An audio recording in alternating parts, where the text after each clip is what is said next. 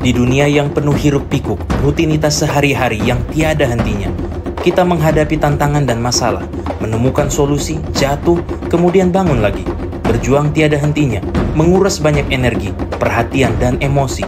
Kita bergulat dengan perasaan, kehendak, dan penilaian orang lain.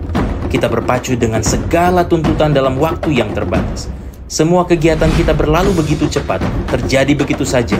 Kita tidak sempat benar-benar memaknai seluruh hidup kita.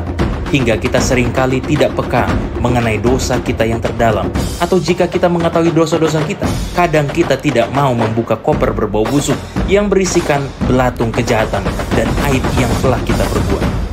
Berhenti sejenak. Len, Prapaskah mengajarkan kita untuk berhenti sejenak dan merenungkan hidup kita, menghentikan roda rutinitas dan memfokuskan hidup ke arah yang benar, merenungkan dan melihat kembali dosa-dosa yang mungkin sudah kita tinggalkan atau yang masih kita gumuli sampai saat ini. Ini mengingatkan kita betapa rentannya kita untuk berdosa, betapa jauhnya kita jatuh, dan betapa besar anugerah Allah yang telah menyelamatkan kita melalui kematian dan kebangkitan Kristus. Dengan berhenti sejenak dalam waktu yang terbatas ini, mari kita memfokuskan perhatian kita pada Kristus, mengizinkan Injil mengkalibrasi hati kita ke arah yang benar.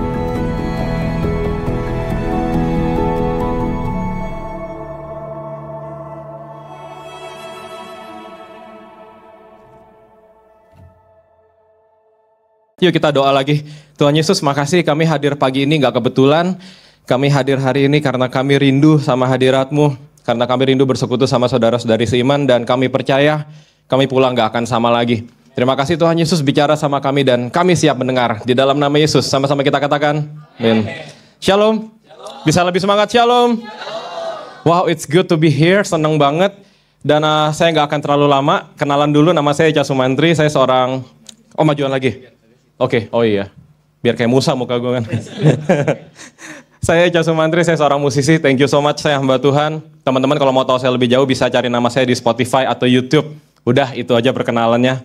Hari ini kita mau bahas tentang salib Yesus. Dan disclaimer dulu, saya percaya Tuhan Yesus itu bukan Tuhan yang kaku dan menyebalkan. No, dia Tuhan yang sangat menyenangkan. Bahkan Alkitab mencatat beberapa kali dia punya selera humor juga. Tapi kalau kita ngomongin salib, rasanya kita harus lebih serius ya. Karena ini sesuatu yang sakral banget. That's why aku tuh nggak setuju banget kalau misalnya ada yang bercanda terus ngomongnya gini, salibkan dia gitu. Sering gitu kan ya dari dulu ya. Aku sama sekali nggak setuju. Bukan aku terlalu serius, tapi bicara salib ini bicara sesuatu yang luar biasa banget. So aku berdoa teman-teman bisa fokus. Kalau ada yang sebelahnya lagi main HP, tolong dipukul pahanya sekarang. Oke, lumayan banyak. Sabar dulu TikTok, Instagramnya, sabar dulu. Hopefully nggak ada yang buka Tinder sekarang. Kita mau fokus bentar. Nggak lama, oke? Deal? Alright. Salib Yesus. Sama-sama katakan salib Yesus. Next.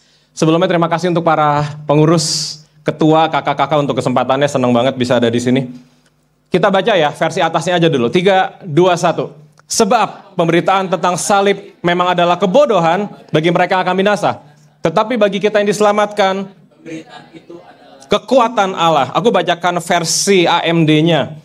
Pengajaran tentang salib terlihat bodoh bagi mereka yang menuju kepada kehancuran. Tetapi bagi kita yang diselamatkan, itu adalah kuasa Allah. So, ada dua kata kunci di sini. Kekuatan dan kuasa. Sama-sama katakan kekuatan.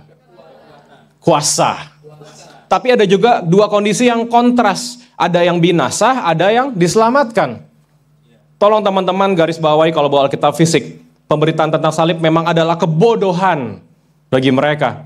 So, kita ngerti ya, di luar sana salib itu bahan bercandaan, bahan cemohan. Emang Yesus beneran mati. Emang ada tuh peristiwa 2025 tahun yang lalu.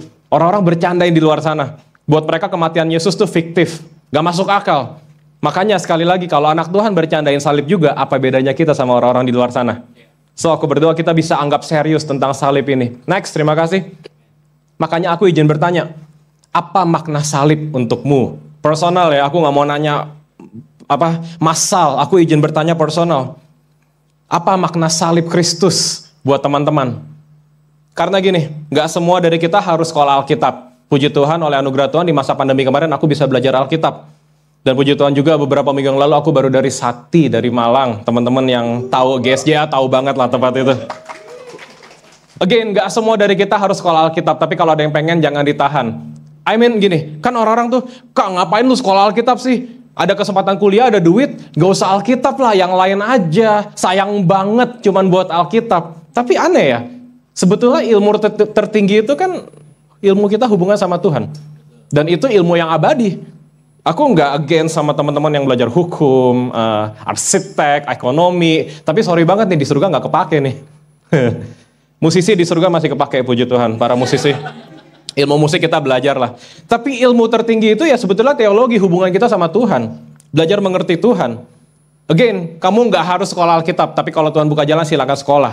Tapi sekolah ataupun tidak, setidaknya pengetahuan dasar kita sebagai anak Tuhan adalah pemahaman yang benar tentang salib Kristus. Karena ini membedakan kita sama orang-orang di luar sana. Aku aware banget beberapa saat yang lalu sempat hebohkan gereja, emang selamat harus melalui Yesus, kalau berbuat baik aja gimana gitu kan. Dan buat aku itu agak konyol kalau kita berdebatkan.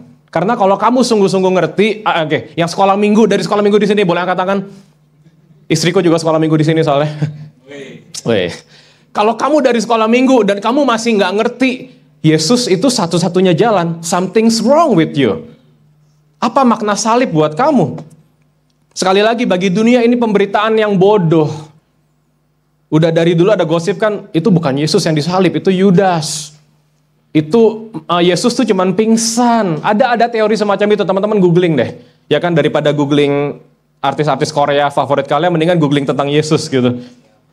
Ya kan, by the way, lagi nonton drakor apa, bagi-bagi referensi dong. Udah lama gak nonton nih. Mau nonton Tangerine takut nangis. Iya, soalnya di TikTok tuh banyak banget cowok-cowok pada nangis gitu. Nggak keren aja gitu kan. But anyway, bukti kematian dan kebangkitan Yesus itu sudah terlalu banyak. Dari cintanya sampai sejarahnya. Para sejarawan yang even bukan Kristen mencatat, Yesus memang mati dan bangkit. So, aku akan bahas 3 poin saja. Kenapa harus salib? Next, thank you. Pertama, itu bukti nyata kasih yang sempurna. Yesus ngomong di Yohanes 15 ayat 13, tidak ada kasih yang lebih besar daripada kasih seorang yang memberikan nyawanya untuk sahabat-sahabatnya. Selama ini aku fokus sama kasih yang besar. Tidak ada kasih yang lebih besar. Tapi ketika aku merenungkan ayat ini, ada sesuatu yang janggal. Di bagian lain kitab, Paulus tulis gini di Roma, Yesus mati buat kita ketika kita masih berdosa. Nah, Yesus menganggap orang-orang berdosa, saya dan teman-teman, sebagai sahabat. Ini sesuatu yang gak masuk akal. Dan catat ini, Yesus bukan pribadi yang suka gombal atau hiperbola, no. Yesus ngomong apa adanya. Jadi ketika Yesus bilang sahabat-sahabatnya, artinya segitu besar kasihnya. Seumur hidup gak akan cukup untuk membahas kasih Yesus. Tapi pagi ini izinkan aku sampaikan satu hal ini yang Tuhan taruh di hatiku. Gak ada satupun yang boleh di ruangan ini yang merasa kurang dikasihi. Tidak boleh ada satupun yang merasa kurang kasih sayang. Catat ini, orang yang dekat sama Tuhan gak akan cari perhatian sama manusia. I know, beberapa tahun belakangan ini kan tren banget tuh ya postingan di Instagram 20 slide ke-7 sampai ke-8 tuh biasanya ada air mata gitu kan ya. Lu real banget bro, lu real banget. Thank you udah menjadi real, thank you banget udah berbagi kesedihan lu. Gak selalu salah, tapi pertanyaannya sebelum kamu curhat sama Instagrammu udah curhat sama Tuhan Yesus belum? Sebelum kamu curhat sama bestie-bestimu di WhatsApp grup itu, udah doa belum sama Tuhan Yesus?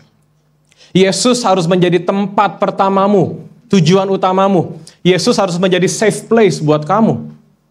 Karena kematian Yesus, kebangkitan Yesus menunjukkan cintanya sempurna buat kita. Dan aku bisa jelaskan ini seharian teman-teman. Yesus gak hanya mati dan bangkit untuk menebus dosa kita. Sebetulnya kita harus mengerti bahwa dia mati dan bangkit tujuan utamanya untuk memulihkan hubungan. Ada hubungan lagi kita sama Tuhan. Makanya orang Kristen gak boleh kaku hubungannya sama Tuhan. Beberapa tahun yang lalu, teman saya pernah nanya sama saya, lu kalau di mobil ngapain aja? Ya denger musik, terus ngobrol sama Tuhan. Dia kaget, dia ngomong jorok. Apa ngobrol sama Tuhan gitu? Itu konsep yang gak masuk akal buat mereka. Tapi buat kita sebagai anak-anak Tuhan, dia Tuhan yang hidup. Alkitab mencatat Allah Roh Kudus ada di dalam hidup kita dan gak pergi keluar. Stay. That's why teman-teman sekali lagi gak boleh ada satupun yang merasa kurang kasih sayang di ruangan ini. Aku tidak mau melebay-lebaykan, tapi mungkin ada yang orang tuanya bercerai, sama aku juga. Mungkin ada yang pernah dibuang, mungkin pernah ada yang dibully di masa lalu. Mungkin pernah ada yang, mohon maaf, lahir tanpa intensi. Orang tuamu gak menginginkan kamu, tapi Yesus segitu menginginkannya kamu. Cintanya sempurna buat kamu. Kalau kamu menyadari kamu dikasihi Yesus dengan sempurna, kamu gak akan lagi main-main sama dosa. Next, terima kasih. Ini poin kedua saya. Memberikan akses, serta kemampuan. Ada akses, pintunya dibukain, tapi juga diberikan kemampuan untuk masuk ke dalam pintu yang benar itu. Untuk mempersembahkan diri kita seutuhnya. Jadi kalau kita bilang, I worship you Lord, aku menyembahmu, itu bukan cuma sekedar angkat tangan, bukan cuma sekedar nangis, bukan cuma sekedar musiknya tempo lambat, no. Itu berbicara tentang kita mempersembahkan seluruh hidup kita. Tapi dalam hal ini pagi ini aku rindu fokus di sini. Mempersembahkan hidup kita seutuhnya, meninggalkan dosa dan kebiasaan yang lama. Kalau Yesus nggak mati buat kita, silakan hidup dalam dosa. Anyway, nggak akan bisa hidup juga, mati semua. Kan banyak yang bilang, Tuhan, nih kalau lagi ada masalah ya, Tuhan kok nggak adil sih Tuhan? Di mana keadilanmu? Beneran mau main adil-adilan sama Tuhan? Kalau Tuhan sungguh mau pakai keadilannya tanpa mercy-nya, kita semua di neraka hari ini. Semua orang, termasuk yang di ibadah umum. Termasuk ketua GSJA se-Indonesia, siapapun hamba Tuhan. Nggak ada yang layak teman-teman. Saya pun nggak layak. Tapi ketika Yesus mati dan bangkit buat kita, artinya kita diberikan akses. Diberikan kemampuan untuk mempersembahkan hidup kita sepenuhnya. Dalam hal ini, nggak lagi main-main sama dosa. 1 Petrus 2 ayat 24. Ia sendiri, Tuhan Yesus, telah memikul dosa kita di dalam tubuhnya di kayu salib. Kita nggak mendewakan salib ya. Kita nggak berdoa sama salib, kita berdoa sama Yesus. Tapi salib itu lambang pengorbanan Tuhan. Supaya kita yang telah mati terhadap dosa, hidup untuk kebenaran. Sama-sama katakan kebenaran. Oleh bilur-bilurnya kamu telah sembuh. Kita mau kesembuhannya ya. Kita mau mujizatnya, tapi mau hidup benar gak? Menyadari salib Yesus, kamu gak akan lagi mau menghidupi kehidupan yang lama. That's for sure. Kalau kamu ngerti pengorbanan Yesus, kalau kamu ngerti makna salib, kamu gak akan lagi mau hidup seperti hidupmu yang dulu. Setiap dari kita punya dosa di masa lalu. Setiap dari kita, lebih buruk lagi, punya dosa-dosa favorit. Tentu aku sering bahas pornografi, aku sering bahas tentang, nge-vape, mabok segala. Tapi kan dosa nggak cuma itu. Ada juga dosa suka ngomongin orang. Ada juga dosa tuh ada beberapa orang yang dia nggak pengen punya pacar. Tapi kalau temennya punya pacar itu tantangan buat dia. Gue rebut nih, gitu kan. Ada juga dosa di sini masih mendukung Manchester United setelah sekian lama ada. Dosa tuh banyak ya teman-teman ya. Makna dosa kan hamartia, meleset dikit dari sasaran. Aku nggak akan bosan cerita ini. Pemain favoritku main bola sepanjang masa namanya David Beckham. Ada yang tahu nggak? Please banget, jangan kayak gua tua banget gitu. Oke, puji Tuhan, puji Tuhan. Beckham di masa mudanya, dia punya lapangan kecil di halaman belakang rumahnya, ada gawang, dan dia taruh ban di sudut pojok gawangnya. Setiap sore dia harus nendang masuk ke ban itu. Kalau dia nggak masukin ke ban itu, dia nggak akan mau masuk ke rumah. Begitu ceritanya, kata orang tuanya. Aku belajar bahwa makna dosa hamartia tuh meleset dikit dari sasaran aja udah dosa. So gini, bangun tidur, nih kita simulasi, bangun tidur, baru muka mata, Roh Kudus ngomong, yuk berdoa. Kamu tunda tuh 1 menit, buka Instagram dulu, abis itu berdoa. Anyway berdoa juga kan, tapi udah dosa, gitu loh. Ngerti ya betapa tingginya standar Tuhan Yesus kita. Dan tanpa Roh Kudus gak mungkin kita bisa memenuhi standar itu. Tapi aku mau bicara buat teman-teman, Yesus sudah mati dan bangkit buat kamu. Artinya kamu dimampukan untuk memiliki kehidupan yang baru. Lagu yang barusan ya, ku menjadi ciptaan yang baru. Rugi banget Yesus sudah mati dan bangkit, kitanya masih menjadi ciptaan yang lama. Rugi banget teman-teman masih hidup dalam dosa yang sama. Karena gini, once kamu ikut Tuhan, once kamu dibaptis, terima Tuhan Yesus, serangan dari roh jahat akan tambah banyak. Kita nggak usah takut setan di bawah telapak kaki orang percaya. The problem is banyak anak Tuhan yang buka celah. Pintunya nggak ditutup rapet. Saya berapa kali lupa tutup pintu kamar, nyamuk masuk cepet banget gitu kan. Beberapa dari kita lupa menutup pintu kita rapat-rapat, kita buka celah. Mestinya doa, main media sosial, ya kan. Udah tahu nggak seiman masih dideketin gitu kan. Ada nggak kemarin yang lagi Idul Fitri bikin konten-konten toleransi gitu? Geli saya lihatnya. Ya, Kak nggak apa-apa kan dia sama-sama gereja, cuma di gerejanya hari Jumat, Kak. Kalau kamu ngerti Yesus segitu sayangnya sama kamu gak akan tukar dia dengan apapun. Trust me. Kalau kamu ngerti Yesus begitu cintanya sama kamu gak akan mau jual Yesus, kamu gak akan mau menduakan Tuhan Yesus. Sekali lagi menyadari salib Yesus sempurna buat kamu, artinya kamu tidak mau lagi hidup dengan kehidupan yang lama. Dan saya tahu ini gak mudah, tapi bersama Yesus gak ada yang mustahil. Remember, gak ada yang mustahil itu bukan cuma sakit sembuh, itu gampang buat Tuhan. Gampang buat Tuhan. Saya itu lagi baca lagi Alkitab, udah nyampe di Keluaran. Jadi saya ngebaca bangsa Israel dikeluarin dari Mesir. Lucu ya, kayak Tuhan padahal nggak perlu kasih tulah gitu. Tuhan bisa aja langsung keluarin gitu. Tapi Tuhan memberikan pelajaran berharga untuk kedua bangsa itu. Yet, kalau teman-teman baca lagi, setelah dikeluarin, bangsa Israel masih bersungut-sungut. Artinya, mengubah hidup kita ini butuh seumur hidup. Seumur hidup. Saya jadi saksi ketika papa saya mau dipanggil Tuhan, sampai akhir hayatnya Tuhan masih proses dia. Sedih banget saya. Tapi saya ngerti ya, selama kita masih hidup nih artinya masih ada proses dari Tuhan. Teman-teman pernah merenungkan nggak? Kan beberapa tahun yang lalu COVID gitu ya. Masih ada nggak yang sampai sekarang bersisa COVID-nya gitu? Dan banyak orang yang meninggal. Tapi anyway kita semua di ruangan ini masih hidup. Pernah mikirin nggak, kok gue masih hidup ya? Apa tujuan Tuhan ya? Ini Paskah keberapa belas untuk sebagian dari teman-teman. Sebagian lagi sudah keberapa puluh. Artinya kita akan memperingati, mengenang terus kematian dan kebangkitan Yesus. Dan aku berdoa kita bisa memaknainya dengan benar. Karena percuma ngerayain Paskah tahun 2025 dengan kehidupan 2020. Ngapain? Sorry banget. Paskah nih, terima pengorbanan Tuhan. Tapi masih pornografi, ngapain? Paskah, terima pengorbanan Tuhan, tapi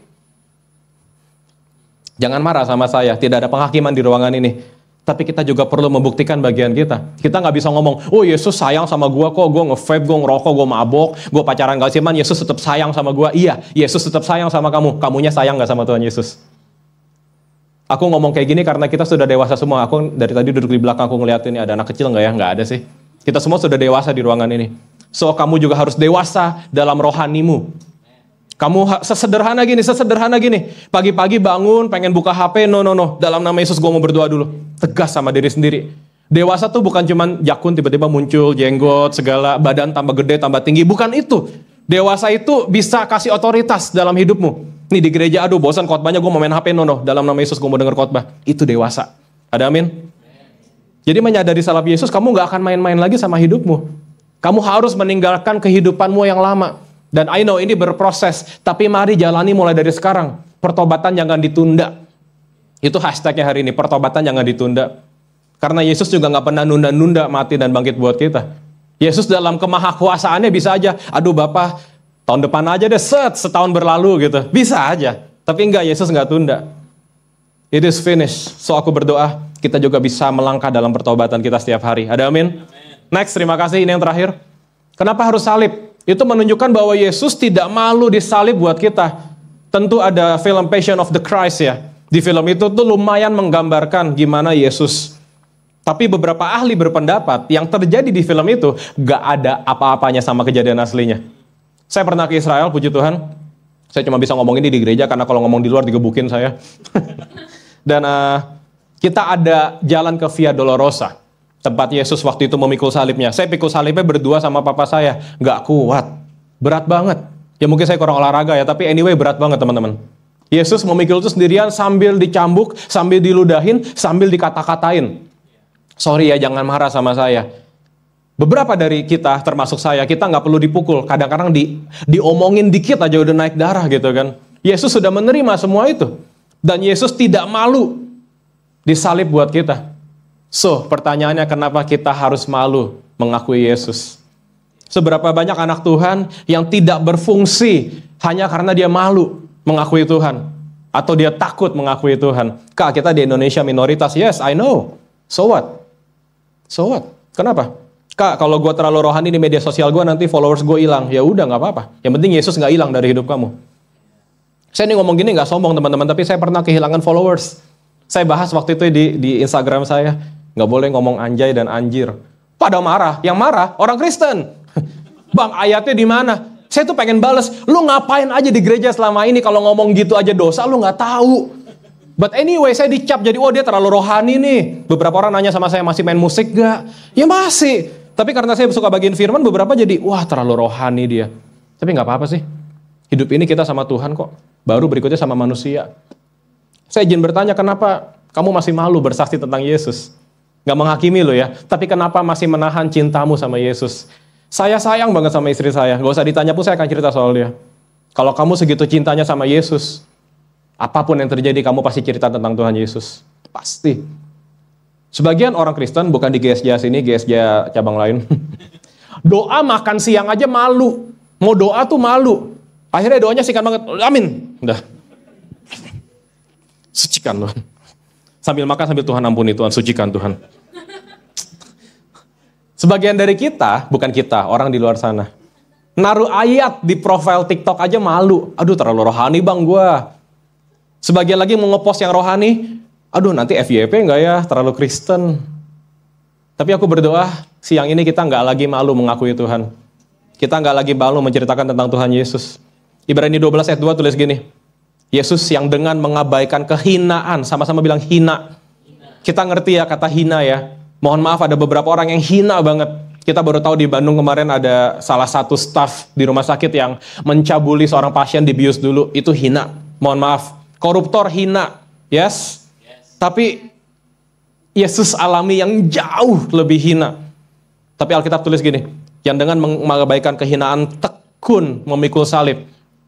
Saya pengen berandai-andai sama teman-teman. Ya, zaman sekolah minggu pertanyaan ini cocok banget. Bisa nggak Yesus lagi dipikul salib, lagi lemes-lemes, tiba-tiba, aduh capek Tuhan, dia terbang, set, langsung. Bisa. Apa yang Yesus nggak bisa? Tapi Yesus mau kasih teladan sempurna buat kita. Yesus nggak malu disiksa buat kita. Yesus nggak malu mukanya ada ludah dari orang lain buat kita. Aku berdoa siang ini kita nggak malu lagi mengakui Tuhan. Kita malah bangga menceritakan tentang Tuhan Yesus. Kasih tepuk tangan buat Tuhan Yesus. Next, terima kasih. Aku akan tutup dengan satu line doa Yesus yang terkenal banget ini. Ya Bapa, ampunilah mereka sebab mereka tidak tahu apa yang mereka perbuat. Doa ini, dengarkan baik-baik, relevan 2025 tahun yang lalu. Banyak yang belum tahu apa yang mereka perbuat. In fact, Alkitab mencatat ada salah satu prajurit Romawi yang akhirnya ngomong, dia sungguh anak Allah, dia baru tahu. Teman-teman, listen carefully. Setiap orang di ruangan ini, every single person di ruangan ini, kamu sudah tahu kebenaran. So doa ini bukan buat kita, doa ini buat orang-orang jahat 2025 tahun yang lalu. Kita di ruangan ini, kita sudah tahu kebenarannya. Kita sudah tahu firman Tuhan. Kalau sampai kamu nggak tahu, jangan salahkan saya, jangan salahkan kakak-kakak pembina di ruangan ini, jangan salahkan pendetamu. Karena kebenaran firman Tuhan disampaikan setiap minggunya. Kita nggak usah banding-bandingin gereja, tapi kalau ada salah satu gereja yang pendalaman Alkitabnya paling dalam, GSJA. So buat teman-teman yang ada di ruangan ini, kamu tidak kebetulan ada di sini. Tuhan sedang mempersiapkan kamu bukan hanya untuk menjadi orang yang asik, orang yang baik, tapi orang yang mengerti kebenaran firman Tuhan. Ampunilah mereka sebab mereka tidak tahu apa yang mereka perbuat, tapi kita sudah tahu apa yang kita perbuat. Kita tahu pornografi itu salah, kita tahu nge-vape itu salah, kita tahu mabok itu salah, kita tahu pinjol itu salah, mohon maaf. Kita tahu kok berantem, ngatain orang itu salah, ngebully orang salah. Kita tahu dosa sehari-hari yang kita lakukan di media sosial kita tahu itu salah. Kenapa? Karena ada Roh Kudus dan kebenaran firman Tuhan. Mungkin kamu mengabaikan suara Roh Kudus, enggak peduli, tapi ketemu ayat ya tiba-tiba. Kita nggak usah main tebak-tebakan deh, tapi pernah nggak sih beberapa orang di ruangan ini tiba-tiba buka TikTok dan ketemu khotbah atau ayat yang kok relate sama gua ya? Itu nggak mungkin pekerjaan setan, itu pasti pekerjaan Roh Kudus. Atau tiba-tiba di grup WhatsAppmu, kakak mentormu share ayat, mungkin singkat tapi, loh ngena banget buat gua nih. Lagi pergumulan gua nih. Yesus segitu pedulinya sama kamu. So aku berdoa, kita bisa mengambil bagian kita dengan benar. Ayat ini fokus sama kebesaran Tuhan, tapi izinkan pagi ini aku mengajak teman-teman melihat dari sudut pandang yang lain. Kita nggak bisa pakai ayat ini untuk kita lagi.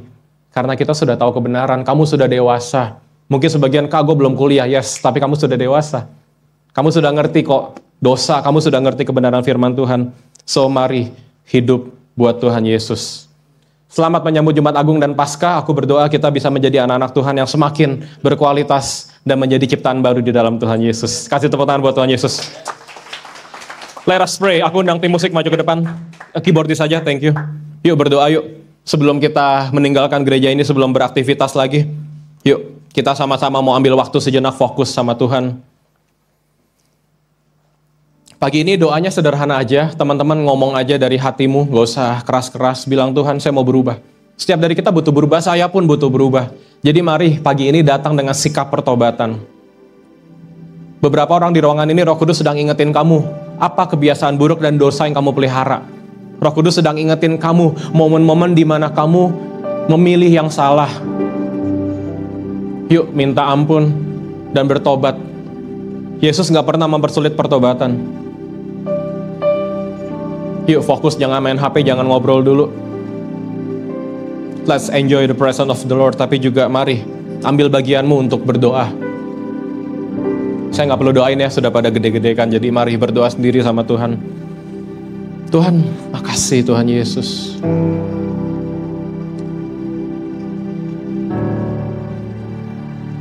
Beberapa anak muda ke gereja karena rutinitas, karena dipaksa orang tuanya, karena kalau nggak ikut gue ditinggal di rumah sendirian. Tapi saya berdoa di ruangan ini kamu menemukan tujuan yang baru. Kenapa kamu ke gereja? Kamu menemukan tujuan yang baru, kenapa kamu melayani? Kamu menemukan tujuan yang baru, kenapa kamu mengikut Tuhan Yesus? Izinkan aku berdoa dengan segala kerendahan hati untuk teman-teman pelayan yang sudah bertahun-tahun setia mengabdi di tempat ini.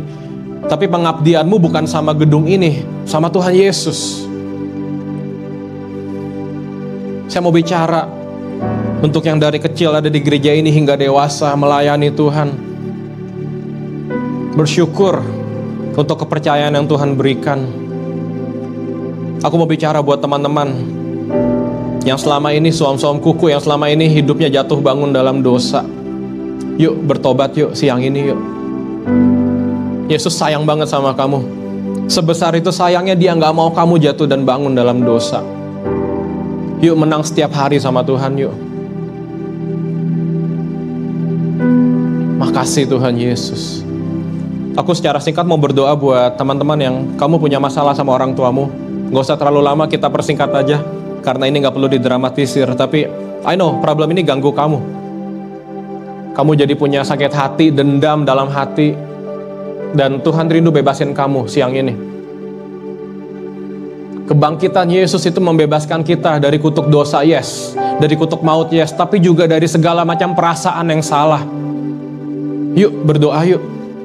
Lepaskan pengampunan buat orang tuamu. Saya tahu dia gak layak diampuni, tapi kamu lakukan buat Tuhan.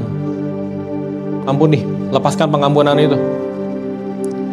Dan mulai jadi teladan di rumahmu. Semenyebalkan apapun orang tuamu, dia bisa berubah dengan kehidupanmu yang baru. Makasih Tuhan Yesus. Makasih Tuhan Yesus. Aku mau berdoa berikutnya untuk teman-teman yang sedang bingung sama tujuan hidupnya. Untuk teman-teman yang lagi bingung, gue mau ngapain ya 3 tahun lagi ya. Teman-teman gue udah pada sukses dan kamu mulai compare, mulai banding-bandingin dirimu sama orang lain. Tapi salib Kristus menyatakan bahwa kamu itu istimewa. Kamu gak perlu banding-bandingin hidupmu sama orang lain. Sayangnya Yesus sempurna buat kamu. So temukan tujuan hidupmu tanpa harus membandingkan dirimu sama orang lain. Tuhan, aku berdoa untuk setiap teman-teman di ruangan ini yang sedang bingung sama hidupnya. Aku berdoa Tuhan Yesus, Engkau berikan titik terang. Engkau bukakan pintu yang hanya Engkau yang bisa buka Tuhan Yesus. Masa depan kami aman di dalam tangan-Mu Tuhan. Terima kasih Tuhan Yesus. Haleluya. Aku mau berdoa secara singkat buat teman-teman yang rindu untuk mengalami pertobatan, untuk dibebaskan dari ikatan dosa. Gak usah angkat tangan. Tapi kalau itu kamu, mari berdoa dalam hati saja. Tuhan, segala ikatan, kuasa gelap, kuasa dosa, kami ikat, patahkan, hancurkan di dalam nama Yesus. Jangan mau kalah lagi teman-teman. Ambil langkah konkret. Unfollow beberapa akun-akun yang suka ganggu kamu. Mute sejenak grup-grup di WhatsApp yang setiap hari share gambar jorok. It's okay, menjauh sejenak. Berobat dulu.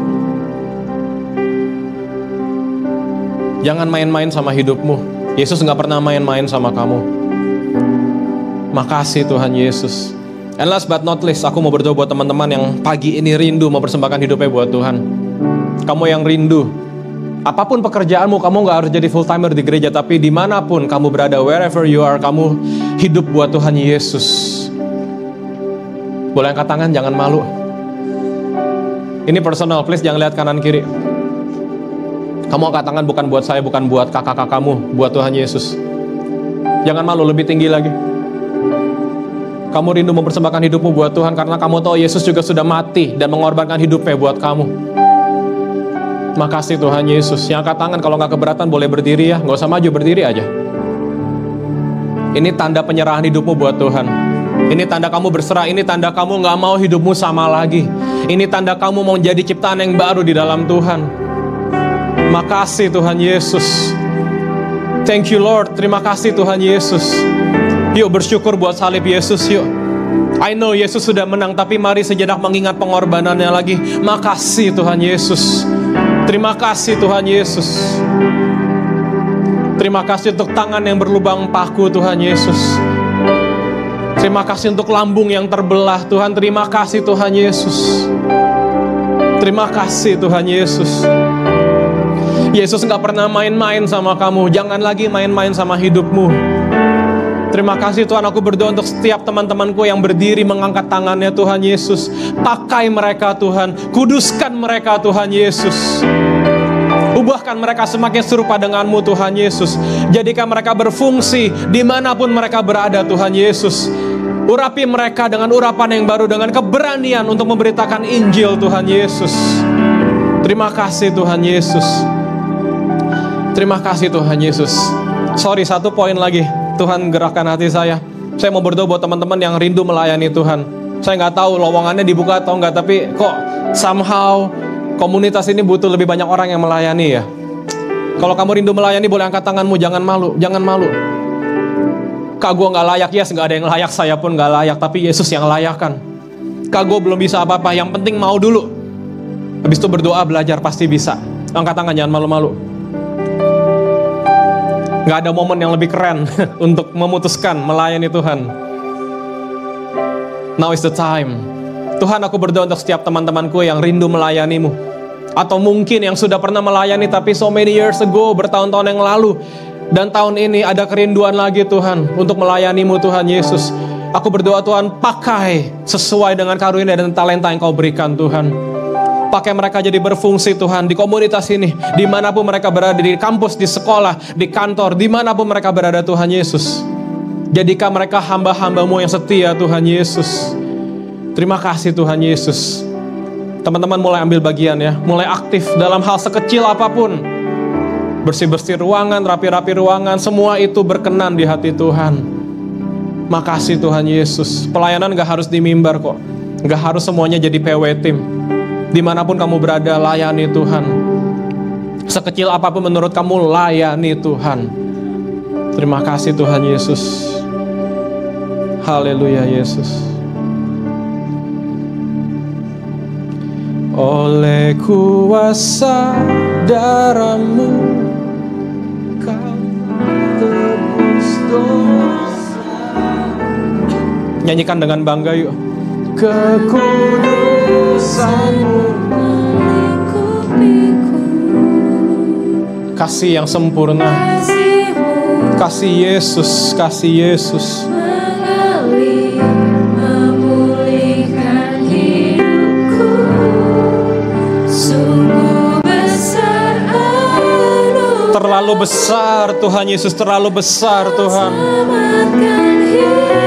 Tim musik boleh maju ke depan, thank you. Haleluya Yesus. Haleluya Yesus. Oleh kuasa darah-Mu.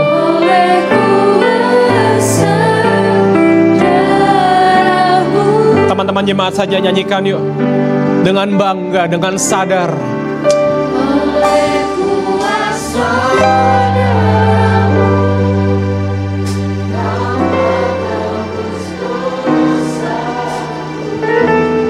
kuduskan kami Tuhan.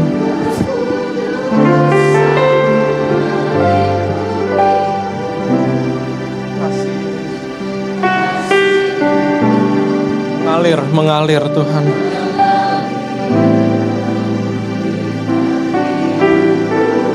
Sungguh terlalu besar. Kau selamatkan. Naikin. Semua berdiri yuk buat Tuhan yuk. Jadi cinta. Persembahkan masa mudamu buat Tuhan. Come on.